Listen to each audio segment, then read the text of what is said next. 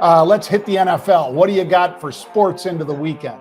Well, I think it's a very interesting weekend as we get closer to it, John, and we're almost there. But I wanted to give some of the top games of this weekend. And I think it's kind of fun to look at, all right, well, what are some of the biggest games? Well, I think the 49ers, a team that everybody predicted in the NFC was going to be probably going to the Super Bowl again.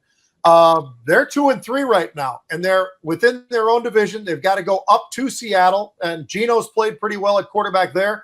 Actually, Brock has played very nice quarterback for the 49ers, but they've lacked a defense at the 49ers so far this year, and that's been one of the problems. If they go up to Seattle, John, what if they lose that game? They're 2-4. They're going to have to be really scrappy to get themselves back online and be able to be somewhere closer to being a playoff team again. Then you've got a game with the Commanders, the Washington Commanders. Unbelievable how well they've played already, but now they play a real defense in the Ravens. I think that's going to be a lot of fun. King James, the King will run for as many yards as he wants to run because he's that good, John. And it's going to be really, really interesting. Jaden Daniels at quarterback. He runs, he throws, he kind of does it all. And then Bo Nix maybe has found his stride as well for the Denver Broncos. They're playing the Chargers. So a lot of divisional games going on, some of them not, but I think it makes it pretty interesting. There's one team that I'll say this. This is a must-win weekend, and we're only 5 weeks into it. Cincinnati Bengals. They're 1-4. Joe Burrow's probably having the best year that he's started out having. He doesn't have the interceptions that he's had in the past, but daggone it, John, they're in with Baltimore. They're in with Pittsburgh. Pittsburgh's done pretty well so far, and they're in with the Browns, who are terrible. But that's a tough division with Baltimore and Pitt both playing really, really well right now. Makes you kind of wonder, is Cincinnati in trouble if they go to 1-5? I'm going to say yeah. Yeah, they are in trouble if they go 1-5, Pete. You're absolutely right. It would be a miracle if they came back from that. I'll throw one out, Pete, that the Buccaneers at Saints. Yeah. I think that's going to be a very interesting game. It's a Sunday game. I think that's going to be an interesting game because there are two quarterbacks there that a lot of people, Baker Mayfield and Carr, a lot of people, even though these guys have gotten good contracts in the recent past, a lot of people passed on these guys. Not Carr as much, of course, as Baker. I can't believe they got rid of Baker, Pete. Now, it's been a couple years, but do you think Cleveland wishes they had Baker Mayfield instead of Deshaun Jackson? Yeah, and as we talked about, that's one of the problems when you look around and you look at what the Browns are doing at 1-4, and they've got a quarterback. They're making a change, John. They have to make a change. They are going to make a change.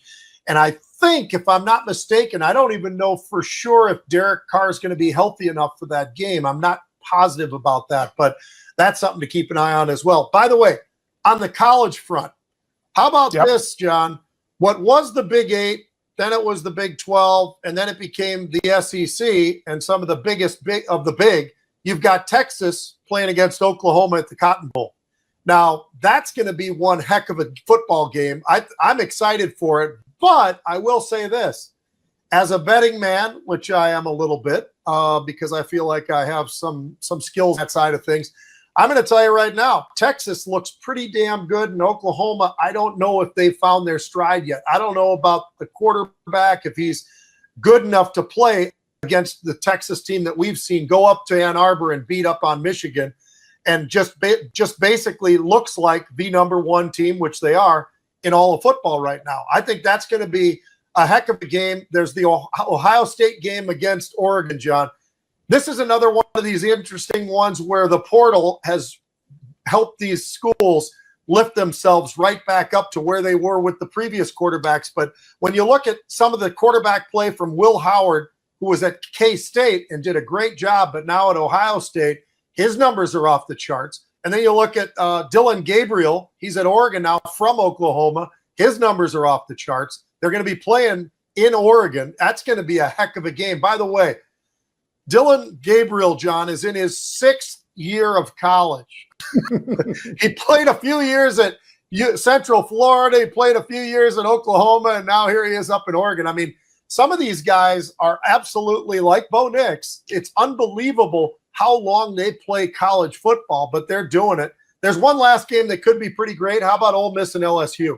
Now that one near and dear to you down there in New Orleans, but that could be something that could be special. Now I know they don't play in New Orleans, but I'll tell you what, the Cajun gumbo is going to be flowing, and that's going to be a heck of a game down there. Yeah, I would say you asked about the NFL and must win, Pete. It's not a must win, but if you're Oregon, you've got to close out Ohio State at home. Yep. There's no excuse. If you lost at Ohio State in a close game, people could still give you the benefit of the doubt. Ohio State going in there with, again, the biggest NIL payload or payroll in college football. They go in there, looking an awful lot like an NFL team.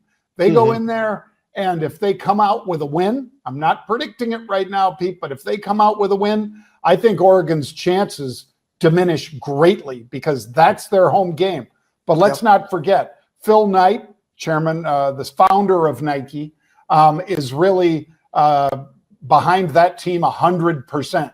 So he is not exactly shy about dishing out the cash either. So I think this is going to be a pretty interesting clash.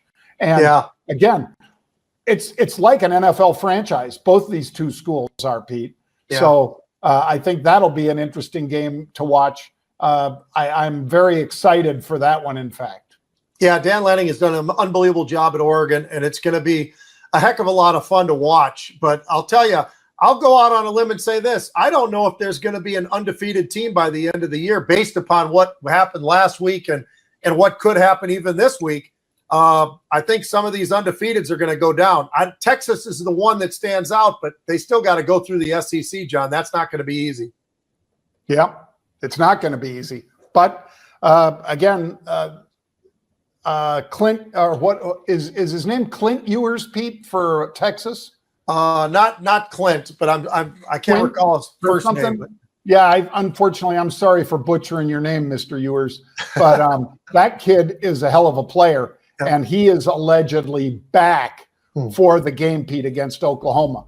What is that? The Red River something or other, Pete, isn't it? Yeah, I love all these rivalries that are out there, and they're still out there. That's the good thing. Even though they've changed sports a lot, there's a lot of rivalries that are still going to be there, and some of them are important. They just got to be there. Oklahoma and Texas is definitely one of those.